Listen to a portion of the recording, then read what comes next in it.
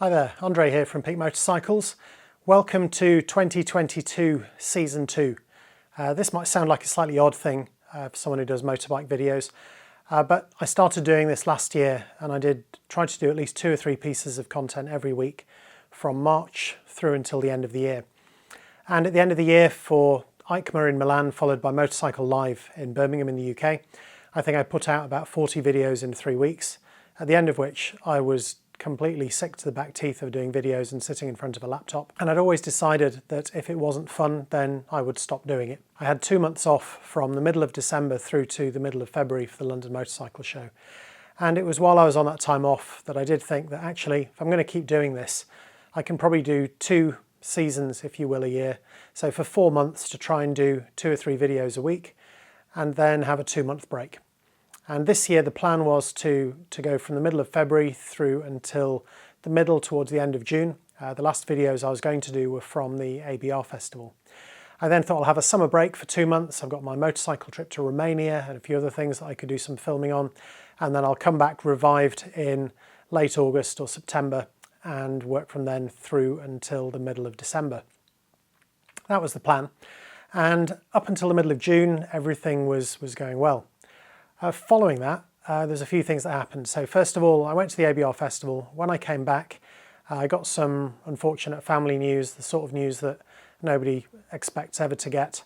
And when it happens, it really puts things in perspective. So one of the things I had to drop was YouTube videos. I was sort of at the end of where I was going to pause anyway. I probably would have done another 1 or 2 videos from the ABR festival, but as it was, I just didn't have the time to do the editing. Second thing that happened around the same time, you might have seen that I did a couple of videos about a van conversion. Well, that company went bust. It took me a couple of weeks to get my half-done van back. They hadn't done a particularly good job, so most of that had to be taken out. Had to go through the credit card company to try and get my money back, most of which has been successful.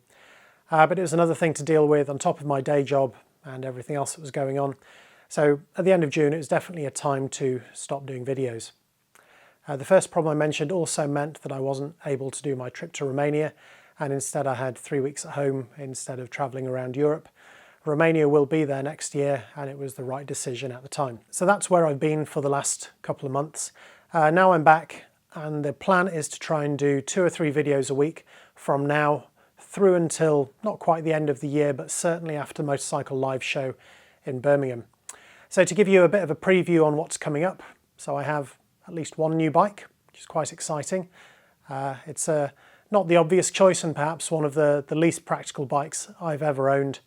I love how it looks. I'm still getting used to some of its little quirks, but I think it'll be a lot of fun to ride around the Peak District, and every time I get on it and start it up, it really does bring a smile to my face.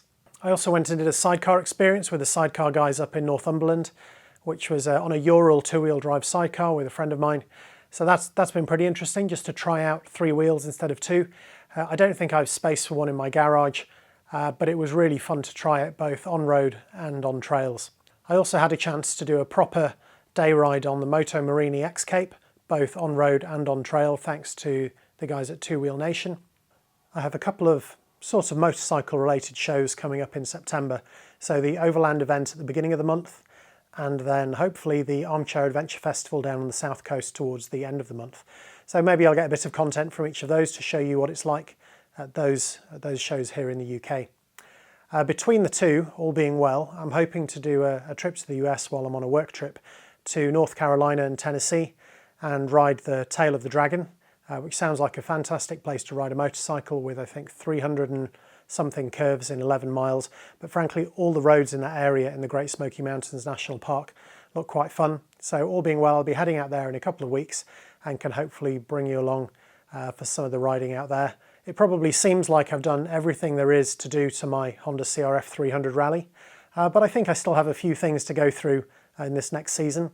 So one of them is I have some new side protection from Kodama Composites. So these are the guys in the UK who did the carbon fibre Kevlar bash guard for the bike. They've now done some protective panels that fix to the sides for the CRF300 Rally.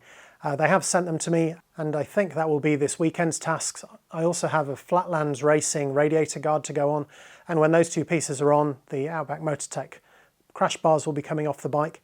Someone had also asked me how easy it was to get to the spark plug to change the spark plug, or to, if you have an extra deep water crossing, what can you do with it? I'm pretty sure you just remove the radiator and it's just behind there and you can get to it, but I've never actually done it myself, and as I'll be doing my servicing, and I'm sure other people would like to know, there must be some people coming up to the 16,000 mile service sometime soon. I'll look into that and try and do a very quick video on how that works. And then when we get into November of this year, hopefully I'll be going back to EICMA in Italy. There'll be lots of new bikes, I think, that will be coming up there. I'll talk more about that closer to the time and probably do a preview of the bikes that I'm hoping to see. There's already been rumours about the water-cooled Royal Enfield, which might show its face there, maybe a 1300 GS, also perhaps the small capacity Triumph that I think there have been some spy shots for recently. Who knows? But hopefully there'll be some more news and maybe even some announcements before the show. And if I'm there and I'm able to go and I can show you some of the stands and what's going on, then hopefully that will be interesting for you just when the nights are drawing in and winter is on the way. And I think I'll finish off season 2 with the motorcycle live show in Birmingham in the UK. And after that, I think I'll be done. So I'll take my Christmas break and then I will start again for season 1 of 2023, probably with the London Motor Show in February. So that's it. Hopefully that explains where I've been for the last couple of months, and also gives you a few insights into what you can look forward to over the next few months on the channel. If there's anything in particular that you'd like to see, I know that there's some videos that are long overdue. There's the Supermoto wheels for the CRF300.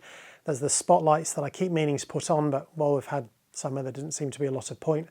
I will get to those eventually, but if there's anything else that people want to see or are curious about, please add it in the comments. I can't promise I'll get to everything, but right now I'm sort of planning what's going to be along in this season, and I think certainly as winter is along the way, there'll be more stuff from the workshop and less stuff out on the road.